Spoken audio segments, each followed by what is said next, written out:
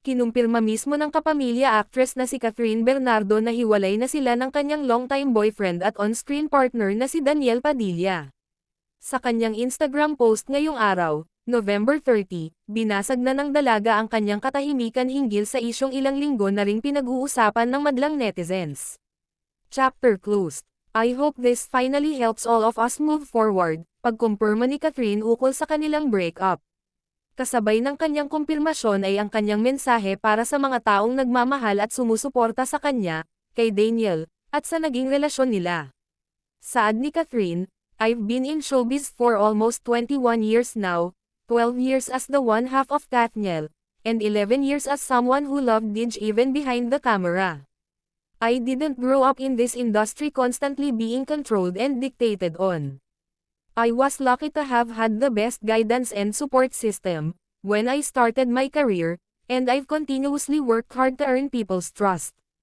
At simulang araw nang tumuntong siya sa tamang edad ay siya na ang nagdedesisyon para sa sarili, magmula sa pananamit, sa klase ng proyektong kanyang gustong gawin, mga taong nais niyang maging parte ng kanyang buhay, pati na rin ang taong kanyang mamahalin. Pagpapatuloy ni Catherine, I was encouraged to think for myself and decide for myself. Even when it comes to love. Especially when it comes to love. Nangako ako na hinding-hindi mawawala ang sarili ko sa industriyang ito, kaya palagi akong naging totoo sa iyo hanggat kaya ko. Pag-amin rin ni Catherine, aware siya sa mga chikang kumakalat tungkol sa kanilang nagtapos na relasyon ni Daniel, kaya naman pinipili niyang magsalita na sa kanya mismo mamangha ang kumpirmadong wala na talaga sila. Alam ko kung ano ang iniisip ng marami sa inyo ngayon. Alam na alam ko ang mga chismis at haka-haka na nangyayari, at kahit mahirap sabihin ang lahat sa mga salita, gusto kong marinig mo ito ng diretso mula sa akin, totoo na nagpasya kaming maghiwalay ni Dij. Totoo ang meron kami ni Dij. Ito ay hindi kailanman para sa palabas. Nagkasama kami hindi dahil sa camera, hindi dahil sa fans, hindi dahil sa pera na hatid ng successful love team. Kami ay tunay na nagmamahalan.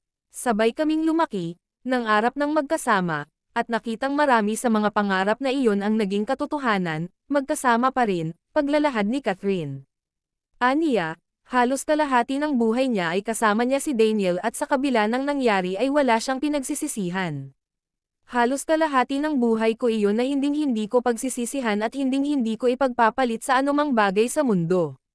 Ito ay 11 taon na nagdala sa akin ng saya, pakikipagsapalaran, at ang pakiramdam ng pagiging tahanan, sabi ni Catherine. Dagdag pa niya, years that taught me the real meaning of unconditional love and friendship. Mas kilala niya ako kaysa sa iba. Siya ang una kong boyfriend. Siya ang naging comfort zone ko. Siya ay aking tao. Palagi akong magmamahal sa kanya.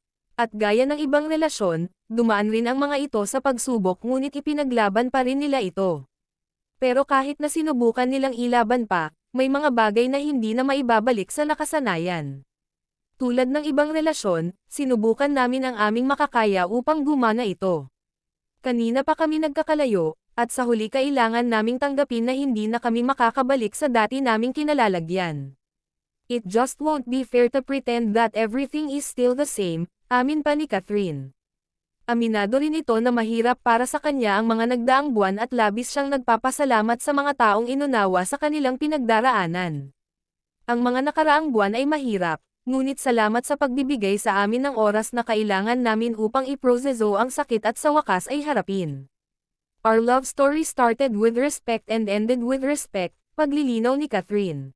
Aminado rin ito na mahirap para sa kanya ang mga nagdaang buwan at labis siyang nagpapasalamat sa mga taong inunawa sa kanilang pinagdaraanan. Ang mga nakaraang buwan ay mahirap, ngunit salamat sa pagbibigay sa amin ng oras na kailangan namin upang iproseso ang sakit at sa wakas ay harapin. Our love story started with respect and ended with respect, paglilinaw ni Catherine. Alam ng kapamilya actress na bukod sa kanya, labis rin na nasasaktan ang mga taga-suporta nila, ngunit hiling niya na sana'y huwag magkaroon ng kampihan at awayan dahil maayos silang naghiwalay. Binigyan mo ako ng 11 magagandang taon at ang uri ng pag-ibig na habang buhay kong pahahalagahan.